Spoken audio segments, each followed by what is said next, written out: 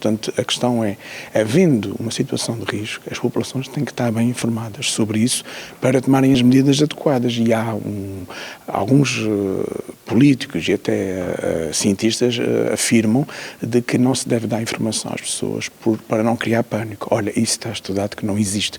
As pessoas exigem informação e está com a informação para tomarem as medidas adequadas.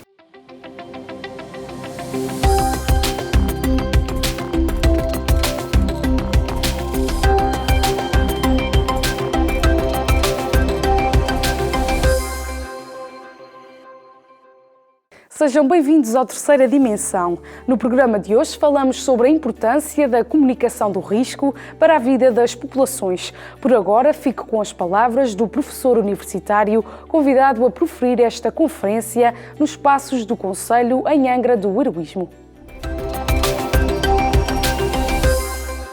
E venho partilhar convosco e durante 40 minutos depois para debatermos a minha experiência como coordenador do Observatório, peço desculpa, está assim um bocadinho pequenino, do Observatório do Risco, onde tenho feito trabalho empírico, trabalho de campo, em várias situações.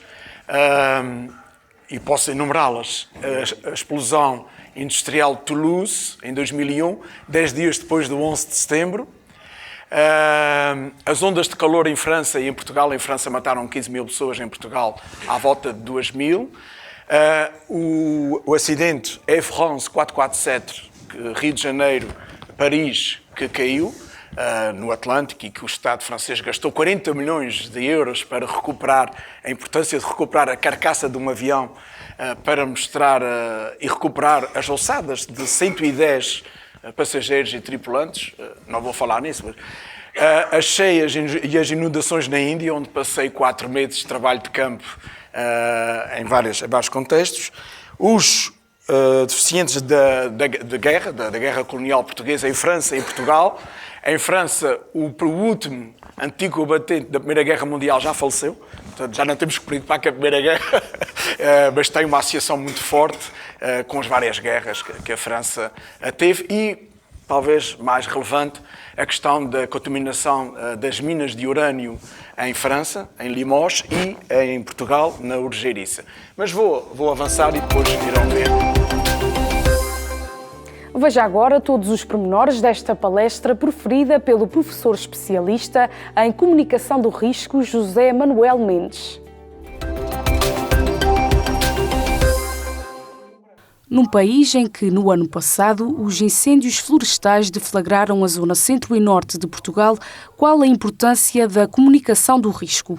É precisamente sobre esse exemplo que a questão é colocada pelo professor universitário José Manuel Mendes, convidado a proferir uma palestra sobre esta temática no município de Angra do Heroísmo.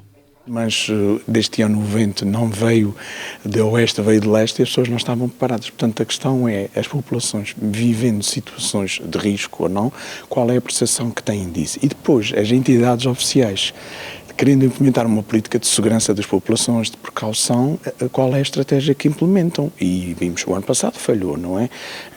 Noutras questões, depende do trabalho que é feito com as populações e com o conhecimento que as pessoas têm. E há estratégias específicas de comunicação de risco, com recomendações internacionais, da Organização das Nações Unidas, da União Europeia, com regras explícitas, mas os riscos não são todos iguais. Os riscos naturais, e passámos aqui, eu vivi aqui o sismo de 80 e tudo isso, e as cheias em Coimbra, os riscos naturais são menos desestruturadores do que riscos tecnológicos. Mas será que as populações estão realmente informadas acerca dos riscos subjacentes às zonas onde vivem? Portanto, a questão é, havendo uma situação de risco, as populações têm que estar bem informadas sobre isso para tomarem as medidas adequadas. E há alguns políticos e até cientistas afirmam de que não se deve dar informação às pessoas para não criar pânico. Olha, isso está estudado que não existe.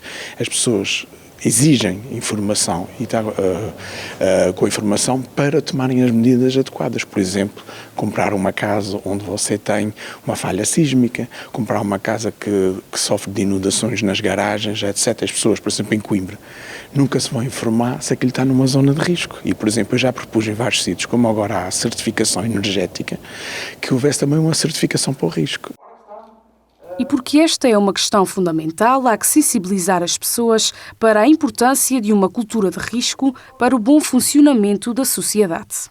E é isto que eu venho abordar um pouco aqui, a nossa experiência e a forma como as entidades podem implementar, ou têm implementado estratégias de comunicação de risco que levam a que haja uma política sustentada, orientada e que as pessoas tomem o conhecimento para depois não serem afetadas e, sobretudo, as pessoas mais vulneráveis. As pessoas com menos recursos, com menos conhecimentos, quando os desastres acontecem, normalmente são elas que vivem nas zonas mais propensas. Ora, se nós não fizermos os inquéritos e os trabalhos, não podemos, e não há que ter medo de informar, porque o pânico não existe. As pessoas vão atuar de forma racional, tendo em conta os seus recursos, claro. Se a pessoa mora numa zona inundável, numa zona e não tem condições económicas, não vai mudar dali, não é? Mas pode tomar medidas, por exemplo, sair cedo, saber como se comportar durante um evento qualquer, um terremoto, uma tempestade, seja o que for. E isso é que é importante para as pessoas, têm informação para atuar de acordo. O professor termina fazendo um apelo para que haja maior preocupação por parte das entidades oficiais em informar os cidadãos para que consigam atuar de forma segura em situações de risco.